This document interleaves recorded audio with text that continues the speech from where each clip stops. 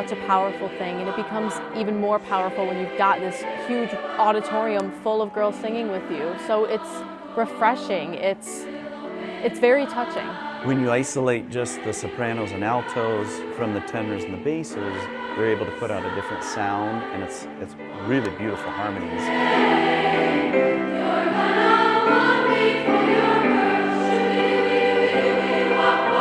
At first, I was shaky and I didn't really know how it was going to sound, but once I heard everybody come together, and it just sounded so amazing, and I was so proud of all of us.